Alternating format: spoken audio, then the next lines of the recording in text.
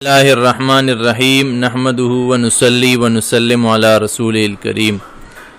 بھائیوں اور دوستو، آج کا ہمارا موضوع ہے خصوصیات قرآن اور علوم القرآن۔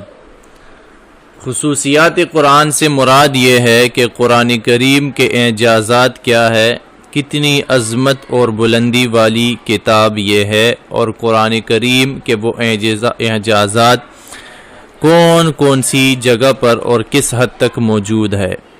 اور علوم القرآن میں آج ہم ڈسکس کریں گے کہ قرآن کریم کے اندر ایسی کون سے علوم موجود ہے کہ جن کو شاہ ولی اللہ رحمہ اللہ نے 5 حصوں میں تقسیم کیا تھا۔ تو یاد رہے کہ قرآن کریم کو سمجھنے کے 2 درجے ہیں۔ پہلا درجہ عوام الناس کا ہے اور اسے بہت آسان کر دیا گیا ہے۔ اس درجے میں انسان کو اتنی سمجھ مل جاتی ہے کہ وہ ترغیب اور ترہیب کی آیات اور قوموں کے عروج و زوال کی داستانیں سمجھ لیتا ہے۔ جبکہ دوسرا درجہ راسخین فی العلم کا ہے۔ یہ حضرات آیات قرآنیہ کے سمندر میں غوطہ ہوتے ہیں اور احکام الہی کے ہیرے موتی نکال لاتے ہیں۔ ان علماء کی پوری زندگی اسی تدبر اور تفکر میں گزر جاتی ہے۔ تو عوام کی آسانی کے لیے اور سہولت کے لیے حضرت شاہ ولی اللہ محدث دہلوی رحمہ اللہ نے قرآن کے مضامین کو 5 حصوں میں تقسیم کر دیا تھا، جس کے اوپر آج ہم انشاءاللہ بات کریں گے۔ تو آج ہمارے اس لیکچر میں ہم خصوصیات قرآن، علوم القرآن اور اصول تفسیر سے متعلق علوم کے اوپر بات کریں گے۔ مثال کے طور پر کہ ایک تفسیر کو اگر ہم سمجھنا چاہے تو ہمارے لیے کون سے علوم کو سمجھنا ضروری ہے، یہ علماء کے لیے ہیں، اور عوام اگر چاہے کہ ہم وہ سیکھیں تو اس کی تفصیل آگے دی جائے گی۔ تو قرآن کریم سب سے جامع اور محفوظ کتاب ہے۔ قرآن مجید کا ایک اعزاز اور ایک خصوصیت اس کی محفوظ ہونے کی ہے کہ قرآن مجید ایسی کتاب ہے جو اب تک اپنی اصلی حالت میں موجود ہے، اور اس قرآن کے اوپر کتنے بھی زمانے آئے یہ ہمیشہ اپنی حالت میں محفوظ رہا، بائبل کی طرح اور عہد نامہ قدیم اور جدید کی طرح یہ کبھی ضائع نہیں ہوا، بلکہ یہ ہمیشہ محفوظ رہا۔ کبھی اس کی حفاظت سیروں میں کی گئی تو کبھی کتابوں میں، اور آج تک یہ سلسلہ چلتا آ رہا ہے کہ یہ قرآن کریم جس شکل میں نازل ہوا تھا آج تک اسی شکل میں ہمارے پاس موجود ہے، کیونکہ قرآن کریم میں اللہ نے فرمایا ہے اِنَّا نَحْنُ نَزَّلْنَا الذِّكْرَ وَإِنَّا لَهُ لَحَافِظُونَ۔ بے شک یہ نصیحت ہم نے اتاری ہے اور ہم ہی اس کی حفاظت کرنے والے ہیں۔ تو جب اللہ کا کلام ہے یہ اور دنیا کی ہر چیز اللہ کے کنٹرول میں ہے تو پھر یہ قرآن کیسے ضائع ہو سکتا ہے؟ تو قرآن کریم کی حفاظت کا ذمہ اللہ نے لیا ہے۔ اس کا ایک اعزاز یہ بھی ہے کہ یہ ایک محفوظ کتاب ہے۔ جبکہ دوسری خصوصیت قرآن کریم کی جامع ہونے کی ہے۔ قرآن مجید سے قبل جو کتب نازل ہو گئی ان کا دائرہ محدود تھا، وہ خاص حالات اور ضرورت کے تحت نازل ہو گئی اور ان کی تعلیمات محدود تھی۔ بعض کتابیں جو تھی وہ فقہی مسائل پر تھی، بعض دعاؤں پر مشتمل تھی، بعض مناجات پر مشتمل تھی، بعض میں صرف عقیدے کا بیان تھا اور کچھ اخلاقی تعلیمات پر مشتمل تھی۔ لیکن جب قرآن کو ہم کھولتے ہیں تو قرآن ایک جامع کتاب ہمیں نظر آتی ہے جو زندگی کے ہر پہلو میں ہماری رہنمائی کرتی ہے اور پوری نسل انسانی کی ہدایت کے لیے نازل کی گئی ہے، تو پھر یہ جامع کیوں نہ ہو؟ اس کی جو تعلیمات ہے وہ عالمگیر اور پوری نسل انسانی کے لیے ہے۔ اس کا مخاطب انسان ہے اور قرآن انسان کو ہی اور جنات کو ہی ٹارگٹ کرتا ہے، اور اس کو اپنے احکامات کا پابند بناتا ہے۔ جیسے میں نے پہلے عرض کیا کہ قرآن کریم کی کچھ کتابیں وہ عقائد پر مشتمل تھی، تو کچھ فقہی مسائل پر، کچھ دعاؤں پر مشتمل تھی، تو کچھ میں اخلاقی، تو کسی میں عقائد کا بیان تھا۔ لیکن جب ہم قرآن کھولتے ہیں تو قرآن مجید کے اندر یہ تمام علوم موجود ہے، یہ تمام مسائل موجود ہے۔ قرآن دعاؤں کی بھی کتاب ہے، فقہی مسائل اور قوانین کی بھی کتاب ہے، اس کے اندر عقیدے کا بیان بھی ہے اور اخلاقیات کا اور معاملات اور معاشرات کا بھی علم اس کے اندر موجود ہے، اور رہنمائی ہمیں اس میں دیکھنے کو اور سمجھنے کو ملتی ہے۔ قرآن کریم کی جو تیسری اعزاز ہے، جو خصوصیت ہے، وہ یہ ہے کہ یہ زندہ زبان ہے۔ پہلی جتنی کتابیں نازل ہوئی تھی آج ان کی زبانیں متروک اور مردہ ہو چکی ہے، لیکن قرآن مجید جس زبان میں اتارا گیا تھا وہ آج تک محفوظ ہے۔ قرآن کریم عربی زبان میں اللہ جل شانہ نے اتارا ہے، اِنَّا أَنزَلْنَاهُ قُرْآنًا عَرَبِيًّا لَعَلَّكُمْ تَعْقِلُونَ۔ قرآن کریم اللہ جل شانہ نے عربی میں اتارا ہے تاکہ اس کو سمجھنے میں آسانی ہو، اس کو پڑھنے میں آسانی ہو۔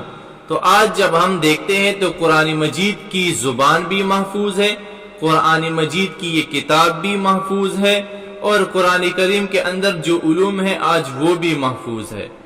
تو آج تک قرآن کریم اسی حالت میں موجود ہے جس طرح کہ یہ نزول کے وقت موجود تھا۔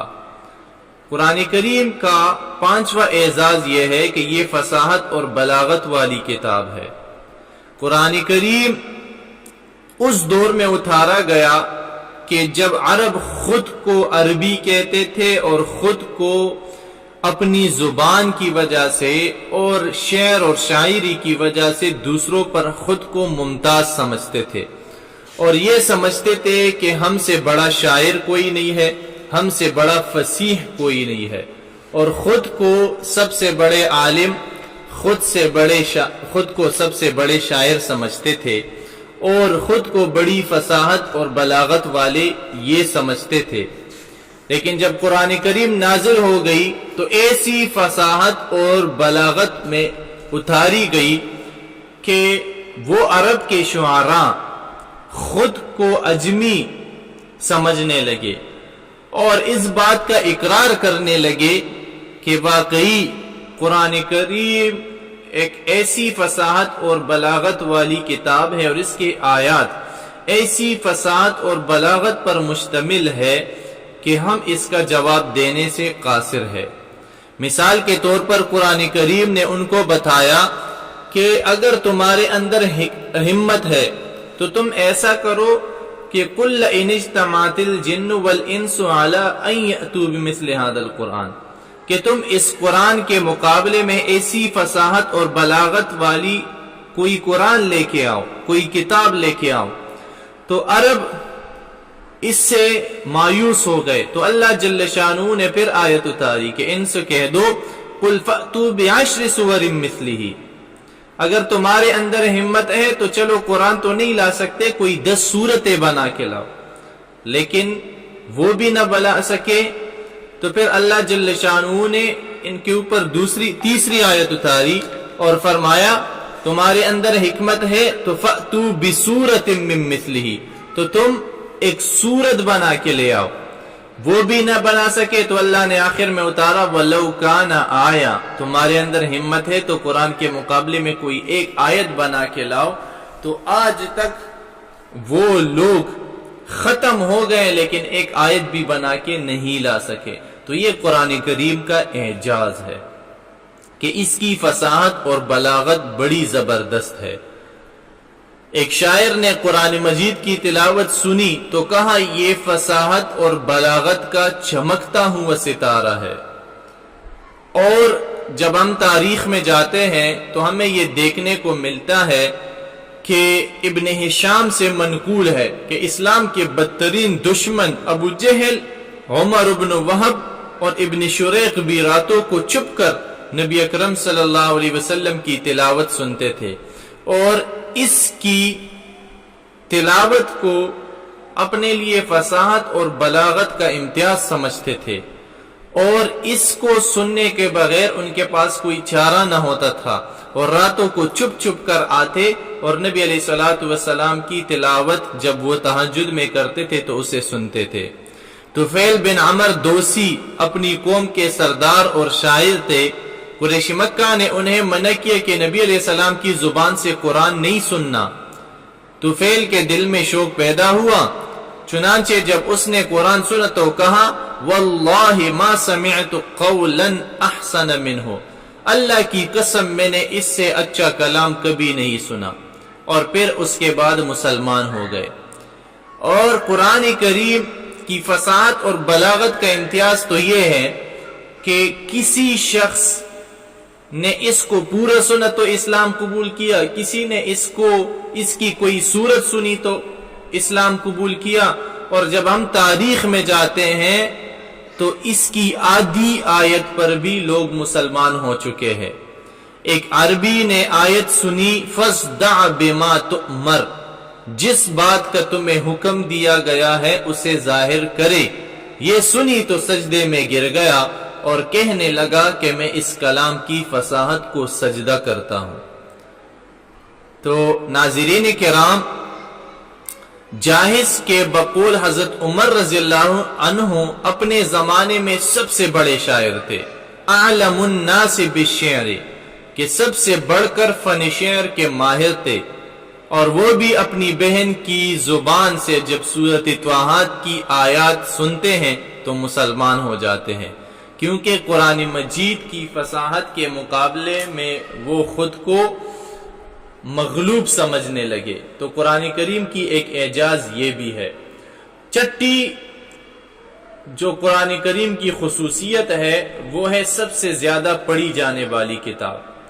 قرآن کریم دنیا میں سب سے زیادہ چھپنے والی اور سب سے زیادہ پڑھی جانے والی کتاب ہے، اور کیوں نہ ہو، جس قرآن کو سب سے زیادہ پڑھے جانے کا قابل نام دیا جائے، قرآن کے نام سے جس کو پکارا جائے، تو پھر وہ سب سے زیادہ پڑھی کیوں نہ جائے۔ اور یہ ایک مسلمہ حقیقت ہے کہ دنیا میں کوئی کتاب قرآن کے برابر نہیں پڑھی جاتی۔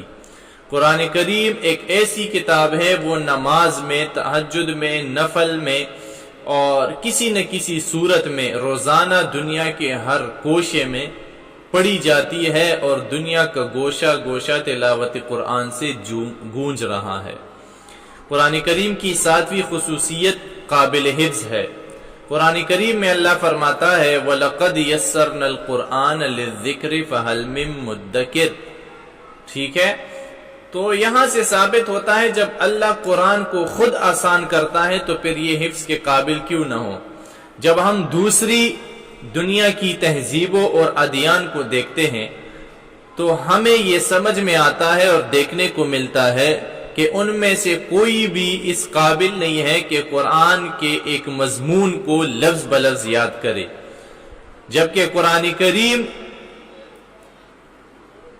کریم کی طرف ہم آتے ہیں تو ہمیں یہ دیکھنے کو ملتا ہے کہ لاکھوں لوگ، کروڑوں لوگوں کے دلوں میں آج قرآن کریم حفظ کے طور پر موجود ہے، اور سب سے بڑا اعزاز تو اس کی حفظ کا یہ ہے کہ چھوٹے چھوٹے بچے وہ بھی اس کو حفظ کر لیتے ہیں، اور اس کے اوپر بڑھ کر اعزاز یہ ہے کہ جو چیز آپ کو سمجھ میں نہ آتی ہو اس کو یاد کرنا مشکل ہو جاتا ہے، اور آج چھوٹے چھوٹے بچے 4 سال کے، 5 سال کے، 6 سال کے بچے قرآن مجید کو حفظ کر رہے ہیں، حالانکہ اس کو سمجھ بھی نہیں آتی کہ ہم کیا یاد کر رہے ہیں۔ تو رسول اکرم صلی اللہ علیہ وسلم کے دور میں بھی صحابہ کرام قرآن پاک کے حافظ تھے، اور ان کے لیے قرآن کا حفظ کرنا بھی آسان تھا۔ اور آج ہمیں دنیا میں ہر مسجد میں، اگر ہم دنیا میں لاکھوں مسجد دیکھتے ہیں تو لاکھوں لوگ قرآن کے حافظ بھی دیکھنے کو ملتے ہیں، کیونکہ ہر مسجد میں ایک قرآن کا حافظ امام تو ضروری ہوتا ہے۔ تو قرآن مجید کو حفظ کرنا بھی آسان ہے اور اس کو سمجھنا بھی آسان ہے، اور جتنے چھوٹی عمر میں اس کا حفظ کیا جائے اتنا زیادہ وہ دیر تک یاد رہتا ہے اور اس کا حفظ کرنا اتنا ہی آسان ہوتا ہے۔ قرآن کریم کی 8ویں خصوصیت الہامی کتاب ہے۔ قرآن مجید اللہ کی آخری کتاب ہے، اس کے ذریعے اللہ نے ہدایت کا سلسلہ مکمل فرما دیا ہے۔ جس طرح حضور علیہ الصلوۃ والسلام خاتم الانبیاء ہے، اسی طرح یہ کتاب بھی ہر قوم اور ہر زمانے کے لیے سرچشمہ ہدایت ہے۔ قیامت تک لوگ اس سے فائدہ اٹھاتے رہیں گے، اور اس لیے اٹھاتے رہیں گے کہ یہ الہامی کتاب ہے، کسی انسان کی بنائی ہوئی نہیں ہے بلکہ یہ اللہ کی بنائی ہوئی ہے۔ اور جتنا بھی اس کو پڑھا جائے گا، جتنا بھی اس کے اوپر تحقیق کی جائے گی، جتنا بھی اس کو سمجھنے کی کوشش کی جائے گی، اتنا یہ نیا بنتا جائے گا۔ تو قرآن کریم زمانے کے اعتبار سے پرانا نہیں ہوتا، بلکہ یہ وقت کے ساتھ ساتھ نیا بنتا جاتا ہے، اور اس میں مزید ہمیں چیزیں دیکھنے کو ملتی ہے، اور مزید علوم، اس کے اعجازات، اس کے معجزے ہمیں سامنے آتے ہیں اور دیکھنے کو ملتے ہیں۔ ایک شاعر کہتا ہے، جمیع العلم فی القرآن لیکن تقاصرت عنہ افہام الرجال، کہ تمام علوم قرآن میں ہیں لیکن لوگوں کی عقلیں ان تک نہیں پہنچ پاتی۔ تو قرآن کریم کا اعجاز یہ بھی ہے کہ اس کے اندر ہر علم موجود ہے، اور جتنی اس پر تحقیق کی جاتی ہے اتنا بندے کو سمجھ میں آتا ہے کہ واقعی قرآن کے اندر تو ہر علم موجود ہے، لیکن ہم اس کو سمجھنے سے قاصر تھے۔ تو ناظرین کرام، اس ٹاپک میں ہم نے خصوصیات قرآن پر بات کی، اور انشاءاللہ پارٹ 2 میں ہم علوم القرآن کے اوپر مختصر گفتگو کریں گے۔ اس لیے اجازت چاہتا ہوں، اللہ ہمیں عمل کی توفیق نصیب فرمائے اور قرآن کو اپنے سینے سے لگانے کی توفیق بھی نصیب فرمائے۔ السلام علیکم ورحمۃ اللہ وبرکاتہ۔